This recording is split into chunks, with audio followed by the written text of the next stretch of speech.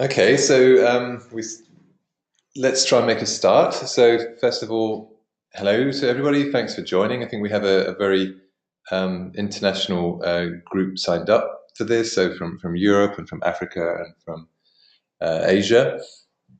The ideas were just to give you more of an idea about how you can get the best out of MMA. We don't expect this to be a long webinar. Possibly around 20 to 30 minutes, and hopefully we can make it interesting with some things that you can take away and use, and maybe give you more of a flavor of what MMA is, or what the e-learning is all about. So my name is Nick Tiadstra. I'm Director of Europe and Africa here at WAN-IFRA, also some of our other advisory activities around digital revenue, which is where this e-learning came from. So all about how you can improve or come up with new digital products and business models in news. So I'm also joined by Maya Maldini, who's our community manager. Do you want to say hello, Maya? Hi, everyone. Okay, so you'll hear from her in a second. Yeah, but I mean, the idea today is simply that. So how, hopefully most of you on this call have got some awareness of what MMA is. You've maybe tried some of the courses, had a quick look at it, or spoken to people who've used it. And the idea here was just to come at it from another angle, explain some of the new content that we've got, basically to go through this agenda that you can see here in a very rapid and hopefully enlightening way. So we want to cover the latest content that we've got. So we're excited. In the last few weeks, we've added some new content, and we have some new material planned, some new videos. Maya's going to take you through her top 3 must-see case studies, and there's 10 hours of video, so sometimes it's good to have a few places you can get started. And then what we did want to look at is how to motivate yourself or your colleagues to get started with the MMA and to get the best out of it, because for us, the most important gauge of success is how many people are doing the certification, how many people are spending hours with the material, and how this can actually be useful. And for us, there's some really exciting outcomes so far. And as part of that, we can look briefly at some of the successful assignments that we've done. So if you do have questions, there's a little box in the GoToWebinar. You can put your questions in, and then I can see those there and respond to them in the call. And at the end, we'll have a little time as well for your questions. So we're going to go rapidly onwards.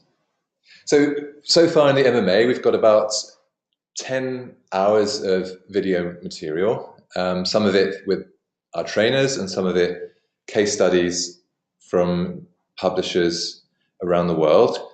And in the last few weeks, we've added a couple of new videos. So we've added a video from Mickey King, who recently got promoted to be the Chief Marketing Officer at the Washington Post.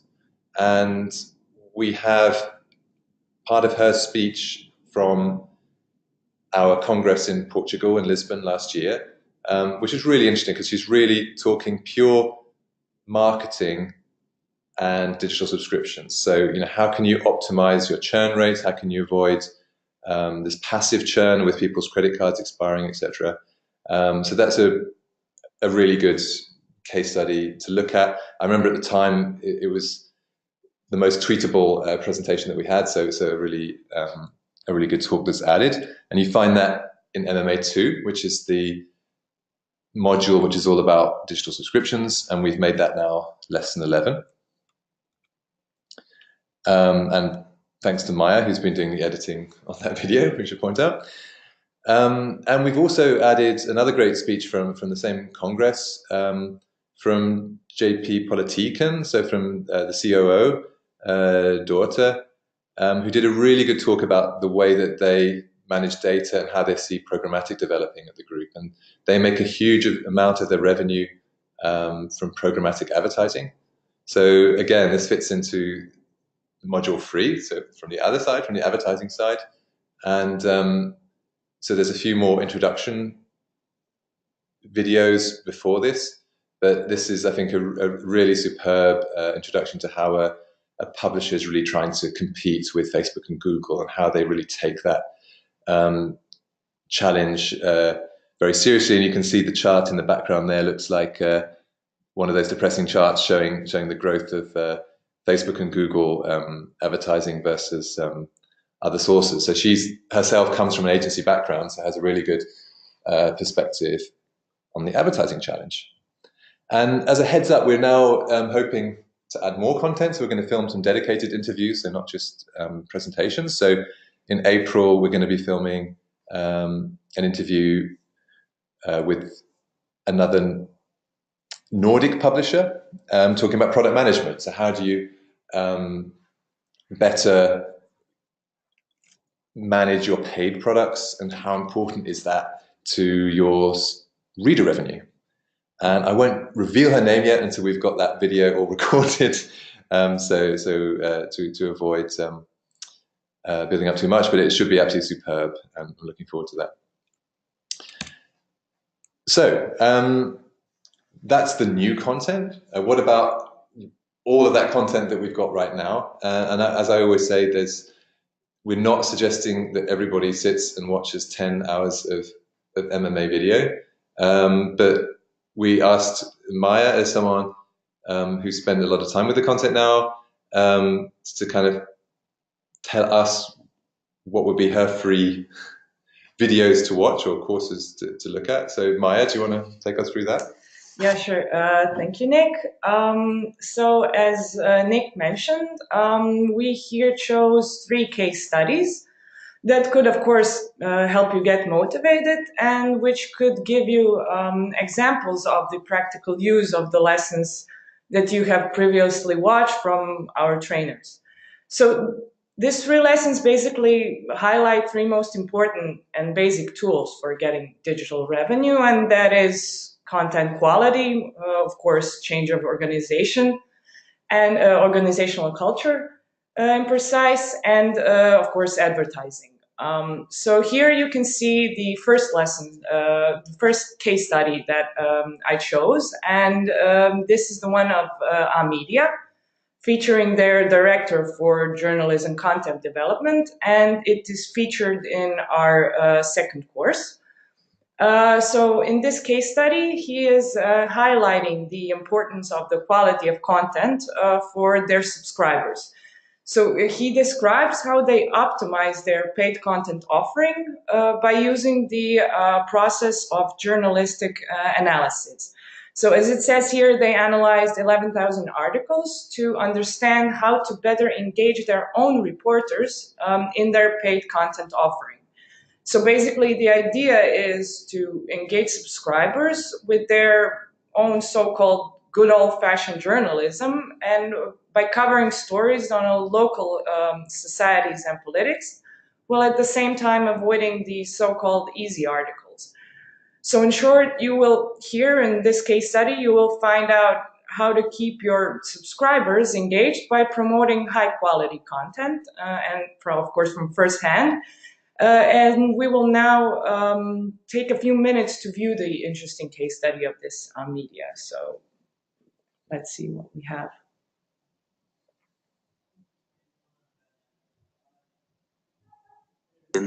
For free as paid content.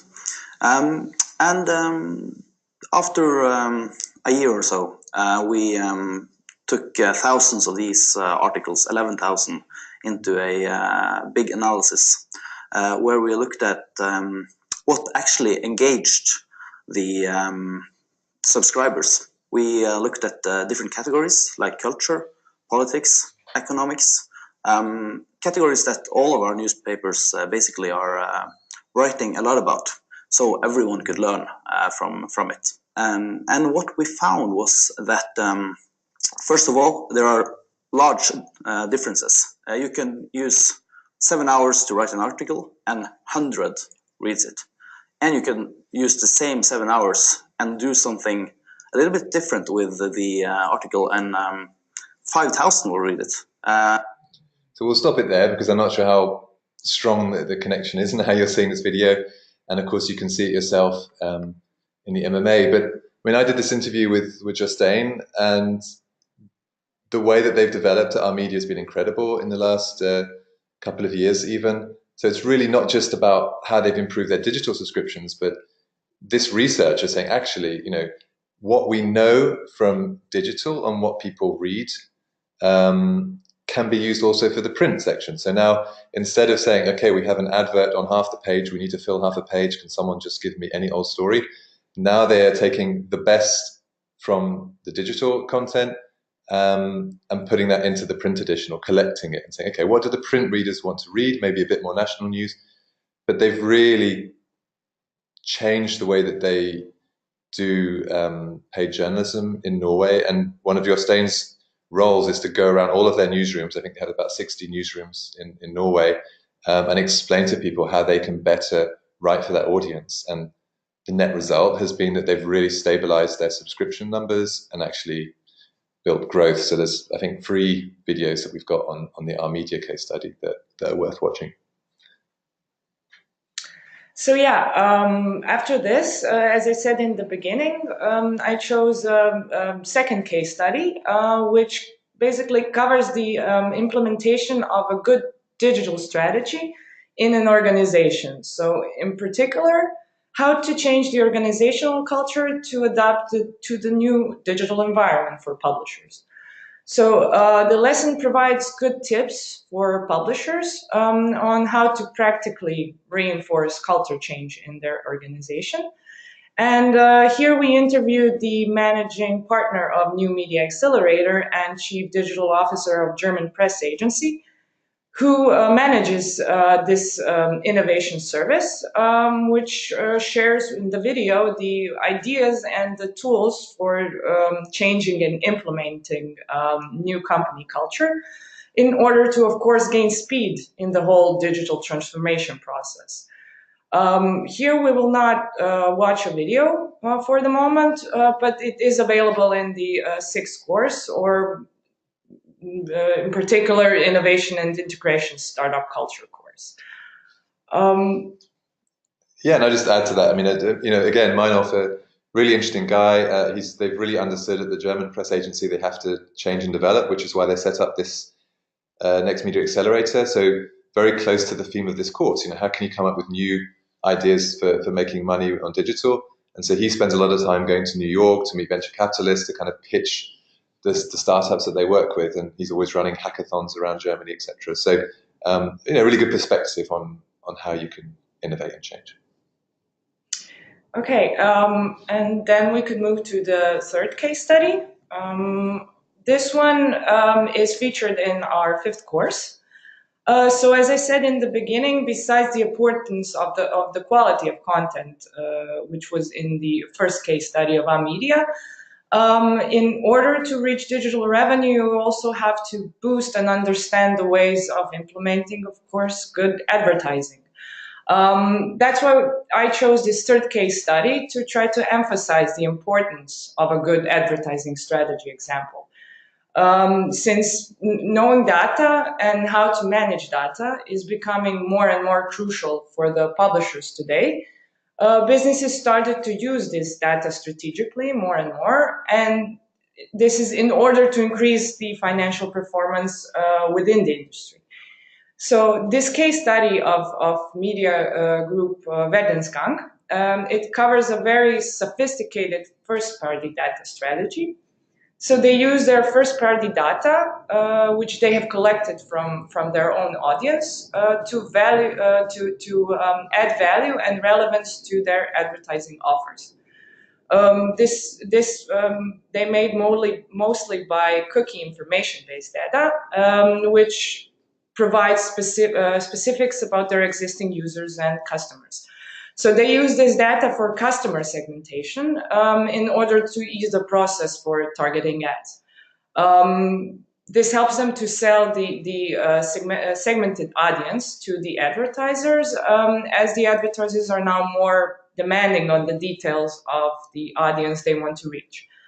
Also in this case study, VG emphasizes on the importance of having your own unique data, meaning trying to concentrate on your own local awareness and, of course, strong context. So this would actually be all 3 case studies that I chose, and I hope that they will help you to implement what you have learned from our trainers. As we said in the beginning, this is actually why they are here for. You can skip to them at any time in order to maybe avoid possible fatigue from the lessons and from the trainers. But remember, there are also much more case studies available within the program, which you can also choose from.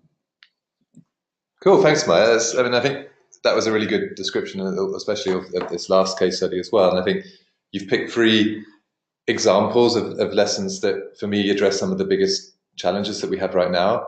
And here you can see that Schibsted are along, which is the parent company of Verdens Gang here, which is the biggest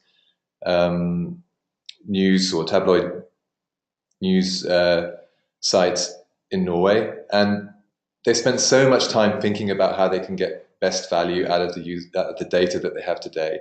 And I think in the future, if we're talking about competing with Google and Facebook, it's about understanding how you can use this logged in user data, the people that have a direct relationship with you, that log into your app, how you can better use that data. And I think the simplest example is how they were able to charge more by using geolocation data, by saying, okay, these users have agreed that we can use their geolocation, and therefore we can show them ice cream ads if we know that the weather is nice and they're by the beach. I mean, it's just that perhaps simple, but things that we need to, areas in which we need to keep up with Google and Facebook in that relationship with the user.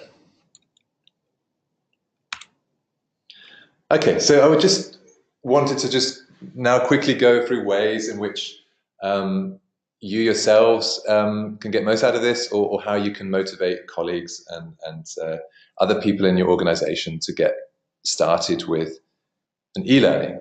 So MOOC fatigue, so massive online open course, is that basically what it means, or open online course? It's fairly common. I think everybody has signed up to an e-learning and then not finished it, or done half an hour video and never watched it again. So that's something that we're trying to suggest ways to get around. So I'll come back to this list in a second. For me, the first thing is the goal. So is the goal to get a certification to say that you have an understanding of digital revenue models, or is the goal to just look at a few interesting case studies? So I think if you know that up front, that's really going to help you in how you use the course. And this is an example. This is what it looks like. This is the certificate you get if you do the final assignment. And that's actually where we recommend that people start, because we didn't want to just create an e-learning for the sake of it, for just creating video and putting it out there, getting some funding from Google to create something. Now, the idea was like, how does this benefit you personally and your organization? So the idea was, so what if you're developing a new digital product with some relationship to news or sport or culture? How are you going to make money online? So is it going to be an advertising-driven model, or is it going to be driven by revenue from the readers, so in a paid content model? And so often we're saying, just start with that. Look at this. If you look on the left, you see that's the menu you have. So the 7th module is this final project. And these are the questions that we ask you to answer as part of that final project. So when we look at the assignments, we're looking for people just to show that they understand the key principles. So you might say, well, hang on, I'm pretty expert on advertising. Well, I've worked in digital advertising for 3 or 4 years, but I would quite like to understand better, how you build a subscription model. And then you go, okay, I need to look at module 2, have a look at some of those videos, and then maybe let's come back with some sensible proposals. But I think this is the best way to start, because we've now had over 100 assignments and issued certificates, and these are all new business ideas. So these are all people with genuine new business ideas, and I think we've had very few which actually replicated each other. So here you can see a couple on the screen. I think we've tried to take away names of people. But so here you've got one product which was a hyper-local service, trying to say, okay, you've eaten in a restaurant and you now need to just go and see a dentist, or what are the services in your precise area that could help you? That was one idea, and so they were thinking, okay, how do we make money on? How could people pay for that as a service? And then another one, which was a food service in South Africa, saying, how can we provide, information about cooking? So in the same way as the New York Times has done. So how could we build something like that in South Africa? And can we use the same business model that the New York Times is using? So maybe people would be prepared to pay extra for it. So the New York Times sells member access to NYT cooking. And could we do something similar? So that's the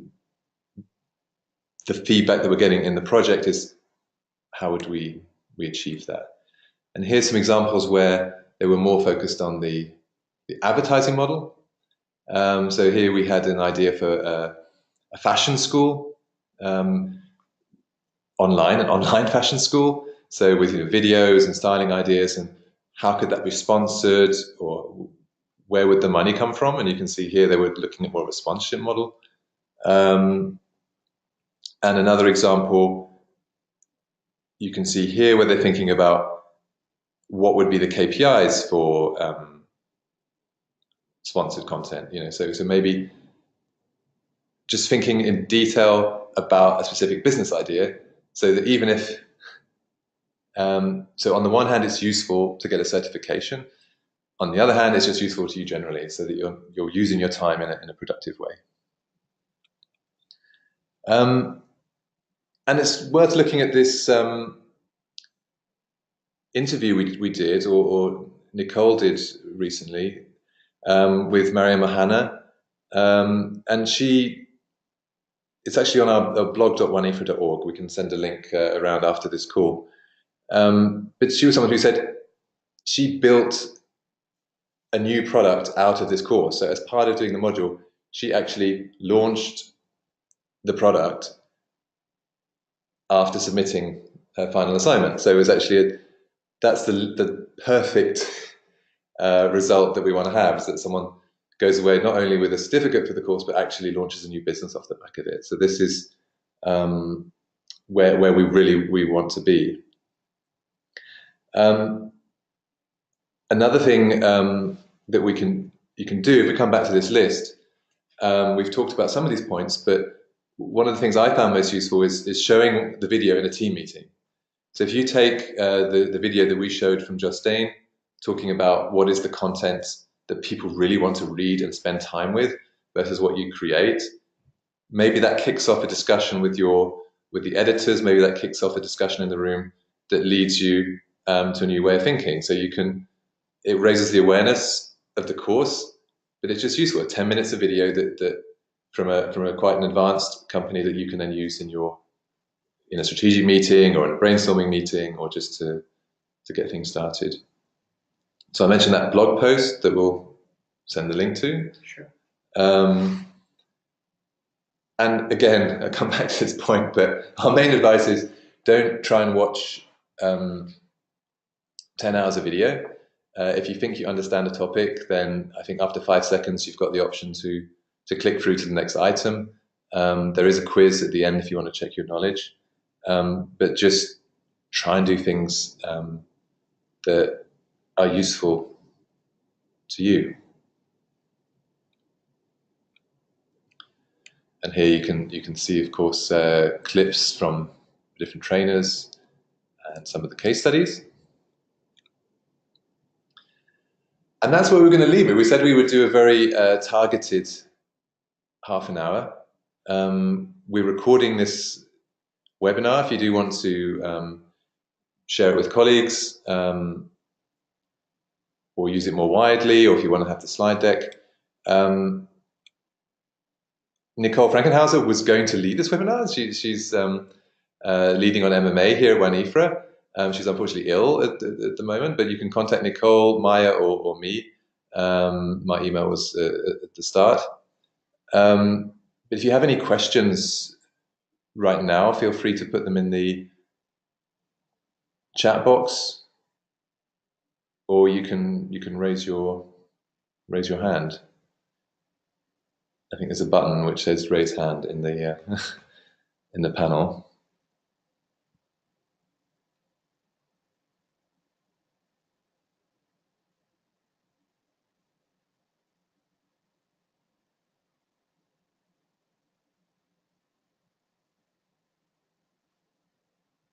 Okay, well,